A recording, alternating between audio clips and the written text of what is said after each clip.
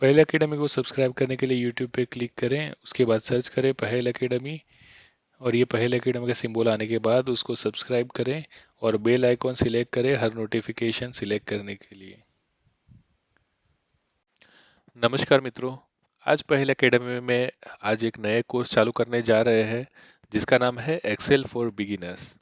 इसके अंदर आपको हम हर एक एपिसोड के अंदर, हर एक वीडियो के अंदर आपको स्लोली स्लोली एकदम बेसिक से चालू होके फॉर्मूला, एडिटिंग, कंडीशनल फॉर्मेटिंग, ये सब चीज़ें कैसे करनी है तो वो आपको सिखाने वाले हैं। और ये जो चीज़ें हैं, एक कोई भी गवर्नमेंट एम्प्लॉइज, क्लार्क, कोई भी सीए, कोई भी ऑफिशियल्स जिनको day in day out computer में काम करना पड़ता है, उनके लिए एक्सेल बहुत ही महत्वपूर्ण है। तो इसलिए ये वीडियो को आप देखिए। शुरुआत में आपको लगेगा कि ये थोड़ा सा स्लो है, लेकिन हम चाहते हैं कि हमारा जो यूट्यूब वीडियो देख रहे हैं उनको सबको ही ये जानकारी मिले, जिसकी वजह से हम बहुत बेसिक जगह से चालू करेंगे। तो मित्रों, जैसे एक्सेल ओपन करना है तो हम जैसे स्टार्ट प्रोग्राम में जाके एक्सेल लिखेंगे तो एक्सेल का आपका ये प्रोग्राम ओपन हो जाएगा, जहां आपको दिखेगा आपको ओपन करना है या नई स्प्रेडशीट लेनी है। हमने यहाँ पे नई स्प्रेडशीट ली है। तो आइए मित्रों, सीखते हैं कि सेल क्या है। ठीक है, सेल क्या है। यहाँ पे जितने भी आपको ये रेक्टेंगल्स दिख रहे हैं, इन सबको सेल बोला जाता है। तो ये है अपने सेल। अब जहाँ पे भी कर्सर ले जा रहा है आपको दिखाई दे रहा है कि ये है सेल। उसके बाद जो है कि कॉलम क्या है। तो कॉलम जो है, यहाँ पे आपको जो ए दिख रहा है, बी दिख रहा है, सी दिख रहा है, डी दिख रहा है, ई, एफ दिख रहा है, तो ये जितनी भी वर्टिकल लाइन्स है या रेक्टेंगल्स है उनको हम कॉलम बोलेंगे। और उसके बाद जो है हम किसको बोलेंगे, रो। रो मतलब आड़ी लाइनें और कॉलम मतलब खड़ी लाइनें। तो हमारी जो आड़ी लाइनें हैं, 1 2 3 4, ऐसा कर दे, बहुत सारी लंबी आपकी लाइनें हैं। आप जितना सोच सकते हैं उतना पूरी चीज़ें इसके अंदर आएगी, उतनी आड़ी लाइनें हैं। तो कोई ये पूरी एक्सेल जो काम करती है ये 3 चीज़ों पे काम करती है, जिसमें उसकी पोजीशन या जगह जो है डिफाइन आप कर सकते हैं। तो जब सेल की बात करते हैं तो ये कॉलम और रो, मतलब ये खड़ी लाइनें और ये आड़ी लाइनें का जो कॉम्बिनेशन होता है उसको सेल बोलते हैं। तो जैसे मैं आपको बताना चाहूँगा यहाँ पे कि ये जी कॉलम है और ये जो रो है वो 6 है, बरोबर है। तो ये बोला जाएगा G6। अगर आपको देखना है तो मैं आपको ये दिखा सकता हूँ। जैसे मैंने यहाँ पे कोई वैल्यू लिखी है, जैसे कि 10, ठीक है। अगर मुझे इसको कहीं और ले जाना है, जैसे एच के अंदर मुझे 2 नंबर H2 सेल में ले जाना है, तो मैं इसको इज इक्वल टू करूँगा और इसके ऊपर सिलेक्शन करूँगा। तो आप दिख रहा है यहाँ पे G6 लिख के आ रहा है यहाँ पे। इसका मतलब सेल का वैल्यू क्या है, G6। इसको बोलेंगे G6, ठीक है।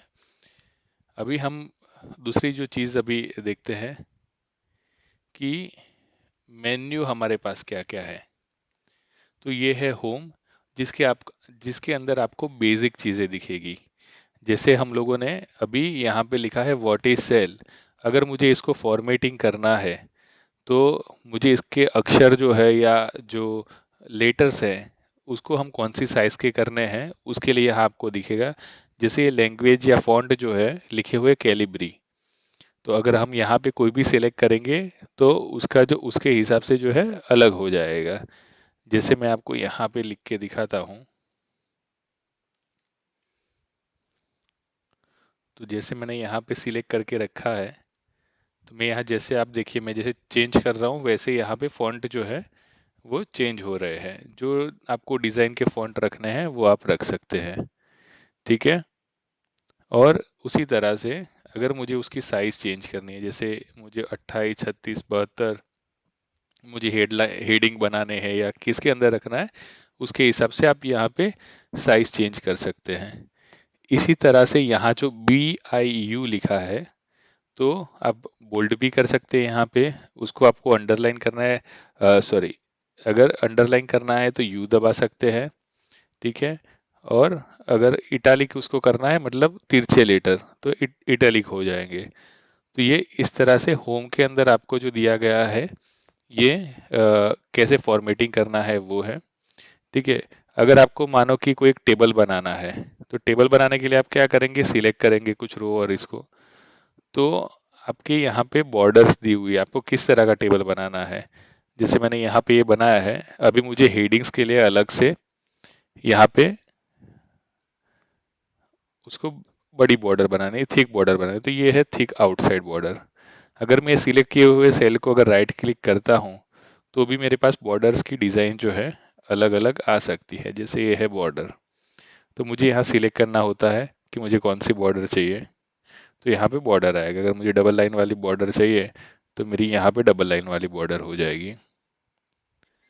तो ये मेरी डबल लाइन वाली बॉर्डर हो गई। तो इस तरह से आप फॉर्मेटिंग कर सकते हैं। कई बार ऐसा होता है कि हमको ये जो अलग अलग सेल है, मुझे इसको हेडलाइन के तौर पे एक ही लिखना है, तो मैं इसको क्या करूँगा, मर्ज एंड सेंटर। तो ये मेरा हो जाएगा मर्ज। तो मेरे जितने भी सेल थे वो एक ही लाइन पे लिखे जाएंगे। जैसे मैं लिखता हूँ व्हाट इज सेल, तो आप देखेंगे तो इसको एक ही तरह से ट्रीट किया जाएगा। ठीक है, तो यहाँ पे कंबाइंड आ गया। अगर मैं इसको हटा देता हूँ तो ये चला जाएगा जो पहला कॉलम होगा उसके अंदर। तो ये हो गया फॉर्मेटिंग। अभी हम जाते हैं, ये बेसिक है, मैं आपको धीरे धीरे बाकी सब डिटेल मेन्यू जो है मैं अभी इसके लिए आपको दिखा नहीं रहा कि अभी इसकी ज़रूरत नहीं है। फिर जाते हैं हम इंसर्ट मेनू के अंदर। तो इंसर्ट मेनू जो है, उसमें अभी हमारा कोई रिक्वायरमेंट है नहीं। जब हम सीख रहे हैं तो धीमे जैसे आगे बढ़ेंगे उसमें चार्ट्स आएंगे, टेबल इंसर्ट करना है, तो आपको कितना टेबल इंसर्ट करना है, हेडर, वो सब हम लोग बाद में देखेंगे। पिवोट टेबल जो आज की तारीख में बहुत ही महत्वपूर्ण है। जब हमारे पास कोई एक डेटा रहता है, उसको किस तरह से आगे बढ़ना है, उसके लिए पिवोट टेबल बहुत इंपॉर्टेंट रहता है। आपके लिए सब एनालिसिस करके ये देता है। पेज लेआउट, जैसे आपको प्रिंट निकालनी है, तो उसके लिए क्या होता है, margin, normal, wind, wide, narrow, आपको हेडर फुटर वगैरह किस तरह से रखना है, कुछ कलर कॉम्बिनेशन करना है, कुछ स्पेसिफिक आपको थीम्स रखनी है। तो ये सब चीज़ें जो है उसके लिए काम आती है, लेकिन ये भी हम बाद में सीखेंगे। अभी इम्पोर्टेंट है हमारे लिए कि एक्सेल में काम कैसे करना। ये सब उसके लेआउट है। और यहाँ पे आपको जो चाहिए उस तरह के फॉर्मूला दिए हुए हैं, जिसमें मैथ्स भी है, आपका डेट एंड टाइम की कैलकुलेशन भी है, आपको पूरी रेंज जो है उसको कैसे चेक करना है, फाइनेंशियल फिगर्स अगर देखनी है, तो सबके लिए अंदर जो है चीज़ें दी हुई है। ये है डेटा। तो डेटा के अंदर आप जो है डेटा को आपको कनेक्शन किस तरह से करना है, एक शीट के दूसरी शीट में कैसे ले जाना है, उसको फिल्टर करना है, उसको वैलिडेट करना है। कोई डुप्लीकेट्स है तो आप कंप्यूटर खुद ही ढूंढ के जो है डुप्लीकेट्स निकाल पाएगा, उसको शॉर्टिंग करना है, व्हाट इफ एनालिसिस करना है, फ्यूचर के कोई फोरकास्ट के ट्रेंड करने हैं, तो ये सब चीज़ें इसके अंदर दी हुई है। यहाँ पे है प्रोटेक्ट शीट और प्रोटेक्ट वर्कबुक। जैसे मैं यहाँ पे प्रोटेक्ट शीट अगर करता हूँ, यहाँ पे कोई पासवर्ड जैसे दे देता हूँ हाय, तो मैंने जब यहाँ पे हाय किया है, तो मेरे जितने भी लॉक सेल है वो सब जो है वो लॉक हो जाएंगे। तो ये देखिए मैं एडिट नहीं कर पा रहा हूँ। तो मुझे क्या है इसके अंदर कि अगर एडिट करना है तो मुझे यहाँ पे इसको अनप्रोटेक्ट करना पड़ेगा हाय करके। तो मुझे जितने एरिया को प्रोटेक्ट करना होता है उसको सिलेक्ट करके, या पूरी शीट को अगर करना है तो कोई दिक्कत नहीं है, लेकिन सिलेक्ट करके फॉर्मेट सेल में जाने का, राइट क्लिक करके और फिर प्रोटेक्शन में जाके इसको लॉक कर देने का। तो आपको जब प्रोटेक्ट करोगे तो जितने लॉक होंगे उतने ही आपके प्रोटेक्ट हो पाएंगे। ठीक है। और व्यू जो है, इसमें सबसे इम्पोर्टेंट जो हमारे लिए ज़्यादातर यूज़ में आता है वो है फ्रीज पेन्स। जैसे मैंने कोई डेटा निकाला है, मुझे यहाँ पे मेरे हेडिंग्स है और मेरा यहाँ पे डेटा है, तो मैं क्या चाहूँगा कि मुझे ये दिखता रहे और खाली मेरा डेटा ये खाली घूमता रहे। तो मैं क्या करूँगा, यहाँ पे जो है फ्रीज पेन्स कर दूंगा। तो इसके ऊपर की जितनी भी लाइन है, मैं कितना भी शीट के ऊपर नीचे जाऊँगा तो दिखेगा, और कितना भी यहाँ पे आगे पीछे आऊँगा तो दिखेगा। तो जैसे मैं आपको दिखाता हूँ, मैं यहाँ पे घूम रहा हूँ, लेकिन मुझे मेरे यहाँ ये वाली जो रो है वो ऊपर या नीचे कर रहा हूँ, उसके बावजूद जा नहीं रही है। ठीक है, तो ये मुझे दिख रहा है यहाँ पे जैसे ही मैं, ठीक है, तो ये हमको यूज़ में आता है फ्रीज पेन्स। ठीक है। इसमें स्प्लिट वगैरह हम लोग बाद में सीखेंगे। अभी हम आ जाते हैं हमारे कामकाज के ऊपर। सो रेंज, रेंज किसको बोलते हैं? तो जैसे मैंने आपको बताया कि जैसे कोई वैल्यू है या कोई सेल है, तो सेल जो है G6 है, तो ये G6 है। ऐसा अगर मुझे पूरा रेंज लेना है, जैसे मैंने G कॉलम के 6 से लेके मानो कि 20 तक लेना है, और आप देखिए मैं जैसे ही सिलेक्ट कर रहा हूँ तो मुझे यहाँ पे भी सिलेक्शन देखने को मिल रहा है, जिससे आपको आसानी होती है कि आपने कहाँ तक सिलेक्ट किया है समझने के लिए। तो मेरा G6 से G20 जो है वो सेल हो गया है। जैसे मैं यहाँ पे लिखता हूँ 10, 5, 4, 3, 6, 7। अगर मुझे इसको जो है रेंज सिलेक्ट करना है, तो मैं यहाँ क्या करूँगा, G6 से अगर मुझे पूरी सिलेक्ट करनी है तो रेंज सिलेक्ट करने के लिए एक डबल डॉट, मतलब इसको कॉलन बोलते हैं इंग्लिश में। सो ये जो है कॉलन है, एंटर के बाजू में लेफ्ट साइड पे सेकंड नंबर का है, या एल के बाजू में आपको ये दिखेगा। तो G6, और ये अगर मेरा 7 है, तो मुझे यहाँ से मुझे ये सिलेक्ट करना है इसको।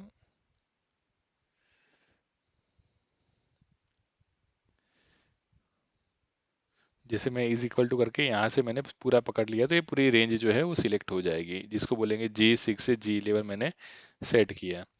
ठीक है, तो ये मेरी रेंज है। अगर मैं ये रेंज को यूज़ किस तरह से करना है, जैसे मैंने ये रेंज दी है, अगर मुझे उसका क्या करना है, सम करना है, तो इसमें कोई भी फॉर्मूला एक्सेल में जब यूज़ होता है तो उसमें इज इक्वल टू सबसे पहले करना पड़ता है। अभी समेशन को क्या बोलेंगे, सम। आप जैसे देखते हैं तो इसमें ऑटोमेटिकली आप जैसे जैसे लिखते जाएंगे तो याद आ जाएगा। अभी सम क्या बोलता है, नंबर 1, नंबर 2, नंबर 3, इस तरह से पूरी रेंज दिखा रहा है। लेकिन क्योंकि मुझे नंबर नहीं लिखना है, मेरे पास रेंज रेडीली अवेलेबल है, तो मैं क्या करूँगा, इसको सिलेक्ट करूँगा और ये ब्रैकेट को फिनिश करूँगा। तो ये मुझे इसका सम मिल जाएगा, जितना ये आइटम था। यहाँ पे जैसे अगर आप देखोगे मैं यहाँ पे 4 को 5 कर दूंगा तो ये आपको चेंज हो जाएगा। ठीक है, तो ये रेंज का इस्तेमाल जो है या यूसेज जो है इस तरह से होता है। ठीक है, दूसरी अभी एक चीज़ आपको दिखाता हूँ। हम कई बार क्या होता है कि बहुत मेहनत करनी पड़ती है हमको, जैसे मुझे कोई सीरियल नंबर लिखने हैं, जैसे मैंने ये मेन्यू बनाया है सीरियल नंबर, फिर उसके बाद जो है सब्जेक्ट, उसके बाद मैं लिख रहा हूँ मार्क्स। ठीक है, तो मानो कि मेरे सब्जेक्ट है science, maths, social, then music. अभी मुझे क्या करना है, अगर ये लिस्ट अगर मेरी लंबी है तो मैं हर बार 1, 2, 3, 4, 5 इस तरह से लिख नहीं पाऊंगा। तो मैं क्या करूंगा, इसको यहाँ पे पहले एक लिखूंगा और उसके बाद इस पे सिलेक्ट करके आपको जब ये ग्रीन दिखता है रेक्टेंगल, यहाँ पे कोने में ले जाने का और इसको जो है आपको खींच लेने का। जैसे आपने खींचा तो यहाँ आपको एक सिंबल दिख रहा है। वो क्या कर रहा है, एक तो सबसे पहले आपको कॉपी कर रहा है और आपको ये भी पूछ रहा है कि अगर आपको सीरीज फिल करनी है तो आप यहाँ पे क्लिक करिए। तो ये फिल सीरीज जब करोगे तो ये 1, 2, 3, 4, 5 की सीरीज में आ जाएंगे। उसी तरह से अगर मुझे मंथ लिखना है, तो मैंने जैसे मंथ लिखा है यहाँ पे जनवरी, यहाँ पे लिखा है। अभी मुझे आगे देखना है चलो कि इसका 12 महीने तक मैं मुझे बहुत मेहनत नहीं करना है, तो मैं क्या करूँगा, इसको ये सीरीज फिल कर दी तो ये ऑटोमेटिकली ये आ जाएगा। इसी तरह से आप जो है मंडे ट्यूसडे भी लिख सकते हैं। तो एक्सेल के अंदर बहुत सारी ऐसी फैसिलिटी है जो अपने आप प्रोग्राम करके रखी हुई है, तो ये पूरी सीक्वेंस जो है वो ले लेता है। तो इसी तरह से आप जो है एक्सेल को 1 बाय 1 यूज़ कर सकते हैं। तो आपने ये बेसिक चीज़ें अभी समझ ली है। तो हम लोग आज एक ही चीज़ सीखेंगे जिसको हम टेबल बनाना सीखते हैं। ठीक है, सो हम क्या करेंगे, जैसे कोई एक टेबल लेते हैं, जैसे अभी आपको सब्जेक्ट का एग्जांपल दिखाया हमने, तो सीरियल नंबर, सब्जेक्ट, या तो यहाँ पे स्टूडेंट, यहाँ पे सब्जेक्ट और मार्क्स।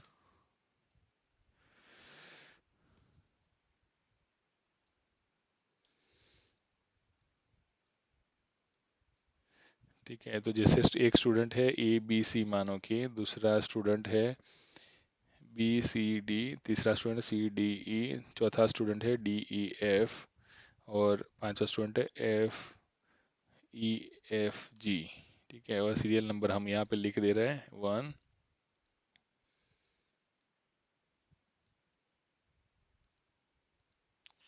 ठीक है, सब्जेक्ट जो है maths, science, biology, chemistry, physics. ठीक है,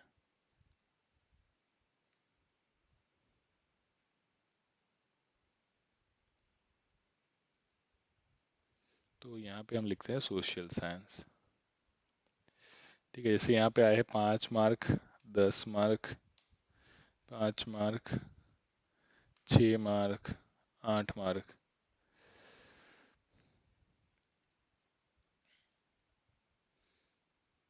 और इसी तरह से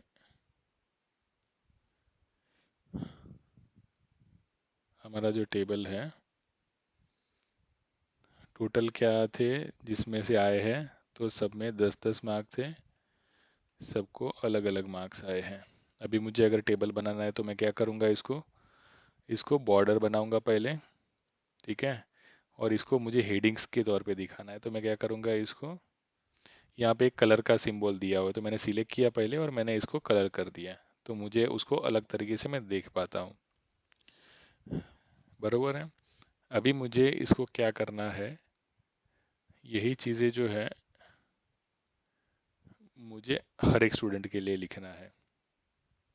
ठीक है, तो मेरे पास 5 स्टूडेंट है, तो मैं इसको कॉपी करता हूँ और इसको कर देता हूँ, कॉपी करके यहाँ पे ABC कर देता हूँ, फिर यहाँ पे जो है BCD कर दूंगा।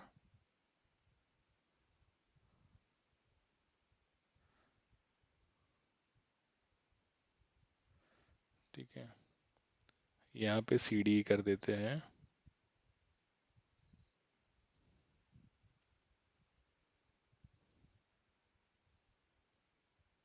यहाँ पे DAF,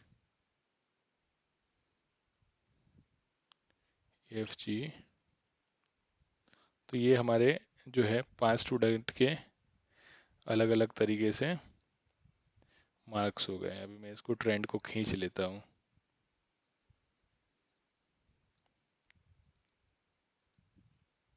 ठीक है, तो मेरे हर एक स्टूडेंट के जो है हर एक सब्जेक्ट में कितने मार्क आए हैं और कितना आया है टोटल। तो मैं जैसे यहाँ पे लिखता हूँ ABC, BCD, CDE, DEF, EFG, तो हो गए मेरे 5 ये। अगर मुझे इनका टोटल करना है तो मैं क्या करूँगा, इज इक्वल टू सम, और यहाँ पे जो है पूरी रेंज सिलेक्ट करूँगा मैं यहाँ तक, तो ये जो है इनका सम हो जाएगा। अभी मैं BCD के लिए मुझे क्या करना पड़ेगा, जहाँ से BCD चालू होता है उसकी सम सिलेक्ट करनी पड़ेगी, जैसे हो गया ये सम। ठीक है, तो ये आप यहाँ से चालू करेंगे और ये हो गया BCD का। अभी मुझे क्या पता है, अगर मुझे आसानी से काम करना है तो मुझे क्या पता है, मैं क्या करूँगा, इसको मुझे पता है G10 से G14 है, तो अभी उसके बाद के 5 नाम है। CDE के लिए 5 सब्जेक्ट है, तो मैं इसको क्या करूँगा, यहाँ 15 से चालू करूँगा और यहाँ पे 19 पे ख़त्म करूँगा। तो ये मेरी जो रेंज है वो ऑटोमेटिक मुझे सिलेक्ट होती हुई दिख रही है यहाँ पे। ठीक है, सेम इसी तरह से अगर मुझे यहाँ पे इनके लिए करना है तो G20 से G24 तक एक रेंज हो गई। उसके बाद जो फाइनल है G सम G25 से G29। तो ये हमने पांचों लोग के सब्जेक्ट के मार्क्स निकाल दिए हमने। अभी जैसे मैं थोड़ा बहुत चेंज कर देता हूँ इसके अंदर सबके मार्क्स में, तो आपको थोड़े से मार्क जो हैं वो अलग दिखना चालू हो जाएंगे।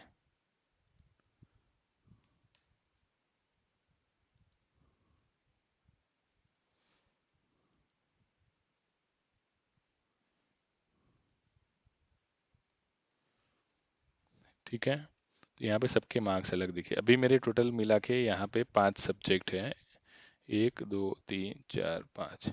अगर आप देखेंगे तो ये एक नीचे टास्क बार है। अभी इसमें क्या है, ये टास्क बार के अंदर 3 वैल्यू मुझे यहाँ पे दिख रही है। मुझे 5 सब्जेक्ट की एवरेज दिख रही है, यहाँ पे काउंट दिख रहा है कि कितने अकाउंट्स हैं, मतलब कितने सेल हैं, सेल में जितनी वैल्यू लिखी है, और सम कितना है।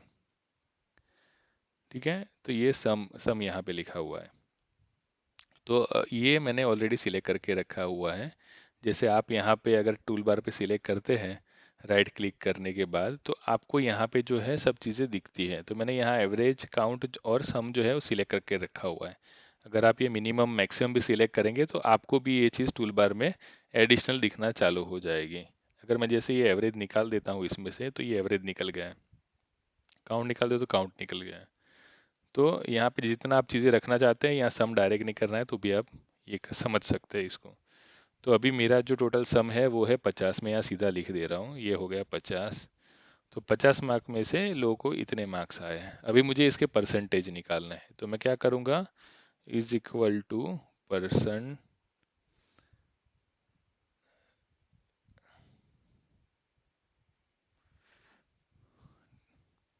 ठीक है, 34। फिर उसके बाद डिवाइड का एक ऑप्शन है, डिवाइड, और यहाँ पे सिलेक्ट किया मैंने 50। इसको एंटर किया। अभी इस पे ले जाके ये जो परसेंटेज का सिंबल है वो आप डायरेक्ट यहाँ पे सिलेक्ट कर सकते हैं। ठीक है, तो ये आपका हो गया 68%। अभी मैं क्या करूँगा, मैं जैसे खाली कंट्रोल सी दबाऊंगा, मतलब कॉपी करूँगा इसको यहाँ से। ठीक है, और यहाँ पे अगर मैं पेस्ट करता हूँ तो मेरा फॉर्मूला डायरेक्ट पेस्ट होता है। अगर मैं ये पेस्ट करता हूँ तो मेरा डायरेक्ट फार्मूला पेस्ट होता है। अगर मैं ये 1 2 3 पेस्ट करता हूँ तो ऊपर जो लिखा हुआ है वही पेस्ट होगा। क्योंकि यहाँ फॉर्मेटिक परसेंटेज में नहीं है, इसीलिए आपको डायरेक्ट 0.68 दिख रहा है। यहाँ पे जो है मेरा फॉर्मूला कॉपी होगा खाली, और यहाँ पे जो है ऊपर का पोर्शन नीचे में दिखेगा, जो आपको बाद में मैं दिखाऊंगा। अभी हम फुल पेस्ट करते हैं, तो यहाँ की जो वैल्यू है आपकी ऑटोमेटिक सिलेक्ट हो गई।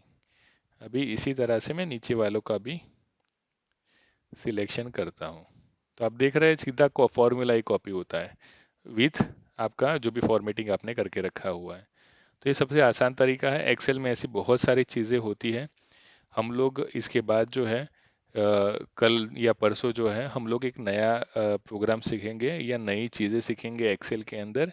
आज के लिए बस इतना ही। अगर आपको हमारा पहल एकेडमी का ये वीडियो पसंद आया हो और आगे भी आप सब्सक्राइब करना चाहते हैं या नई वीडियो का नोटिफिकेशन के लिए वेट कर रहे हैं, तो प्लीज़ प्लीज़ प्लीज़ आप इसको जो है सब्सक्राइब करें और बेल आइकॉन पे सिलेक्ट करें, जिससे आपको नोटिफिकेशन भी मिलता रहेगा।